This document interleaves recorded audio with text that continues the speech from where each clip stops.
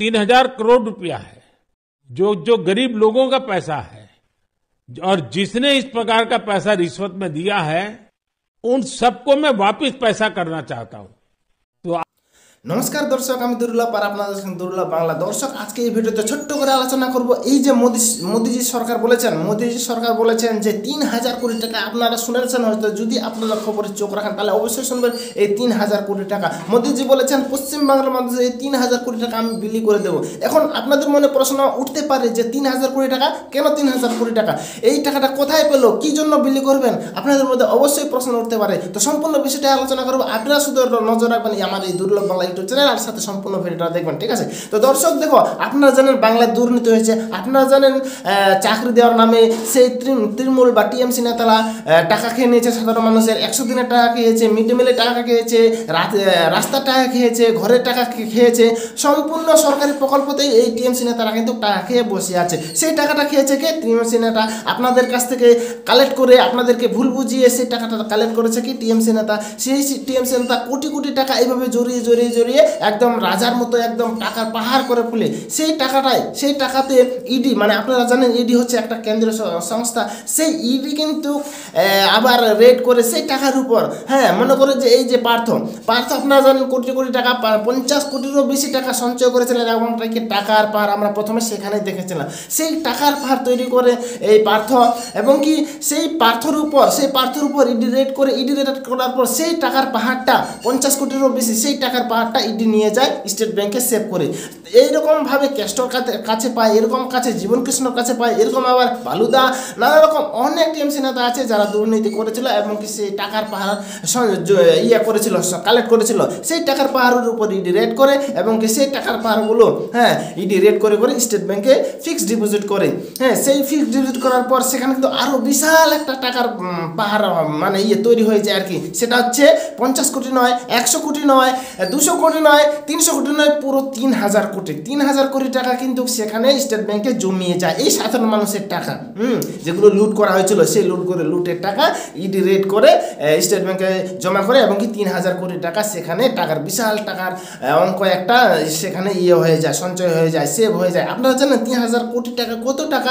আমি মনে করি এই 3,000 কোটি টাকার মধ্যে যদি আপনাকে পুঁতিয়ে রাখা হয় তাহলে আপনার কোনো চিহ্ন পাওয়া যাবে না। হয়তো আপনি সেই টাকার চাপে কিংবা আপনি সেই টাকার ভারী বা ওজন না সইতে পারে আপনি মরে যেতে পারেন, কিংবা আপনার শ্বাসকষ্ট হতে পারে, এরকম আর কি। 3,000 কোটি টাকা একটা বিশাল পার। সেই 3,000 টাকা মোদিজি, 3,000 কোটি টাকা মোদিজি সাধারণ মানুষের হাতে ফিরে দিতে চান। আচ্ছা, আপনারা কি ফিরে পেতে চান না? যদি আপনি দুর্নীতিগ্রস্ত হন, মনে করেন যে আপনি চাকরির জন্য টাকা দিয়েছিলেন 5 লক্ষ টাকা, সেই 5 লক্ষ টাকা আপনি দিয়েছেন কিন্তু আপনার চাকরি হয়নি, তো সেই টাকাটা আপনি কি ফিরে পেতে চান না?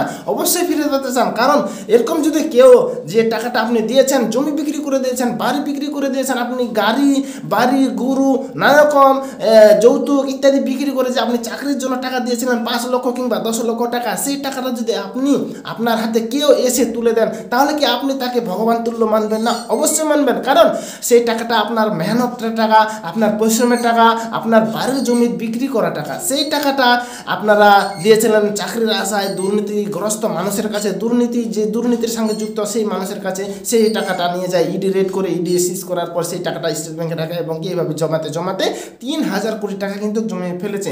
আমরা শুনেছি ফোনে যে কৃষ্ণনগরের ক্যান্ডিডেট অমৃতা রায়, সেই অমৃতা রায়ের সঙ্গে ফোনে কথা বলে মোদিজি এবং কি সেখানেই বলে যে এই 3,000 কোটি টাকা যে বাঙালির আছে এটা হচ্ছে সাধারণ মানুষের টাকা। এই 3,000 কোটি টাকা আমি সাধারণ মানুষকে ফিরিয়ে দিতে চাই, তাদের হাতে তুলে দিতে চাই যে এরকম দুর্নীতির শিকার হয়ে লুট হয়েছে, সেই টাকা আমি দিতে চাই। তো আপনারা কি এই সিদ্ধান্তটা ভালোভাবে নেবেন না আপনারা?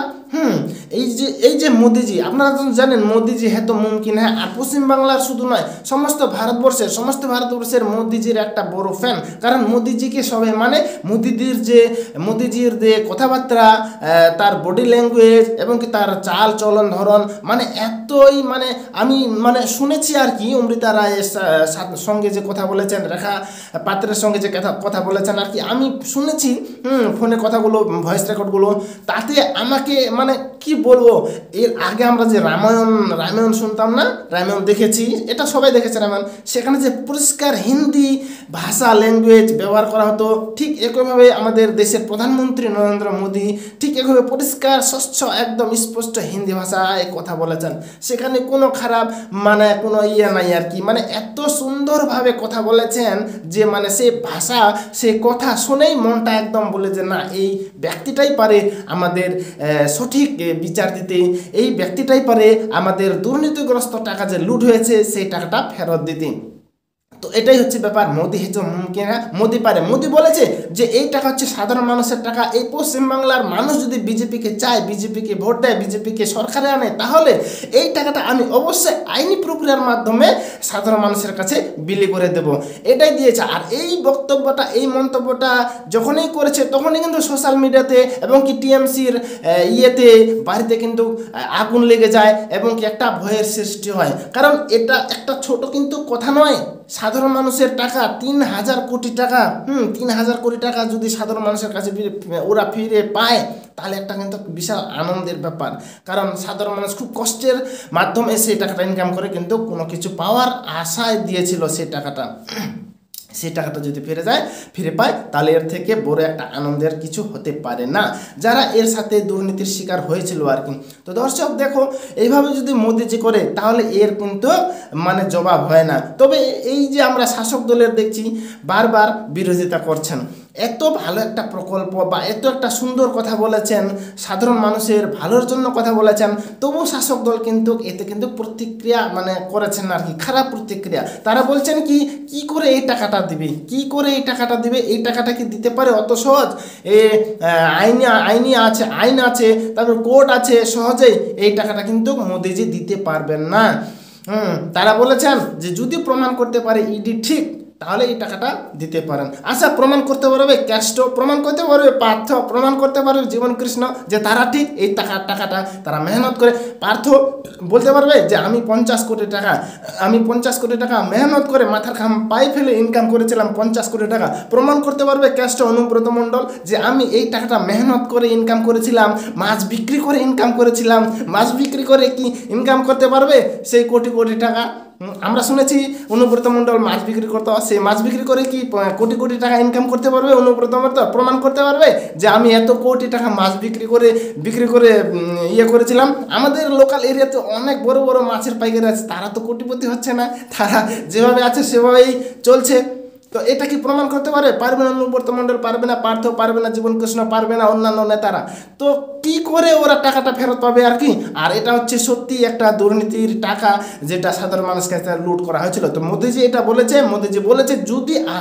যদি মোদিজি বিজেপিতে আসে, পশ্চিমবাংলায় যদি বিজেপি আসে তাহলে অবশ্যই টাকাটা আপনারা পেতে পারেন বা পাবেন, যেহেতু মোদিজি বলছেন।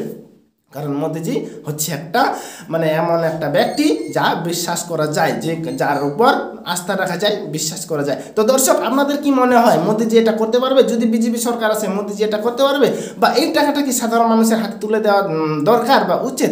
সমস্ত মতামত আপনারা জানাবেন কমেন্ট বক্সে, ঠিক আছে দর্শক?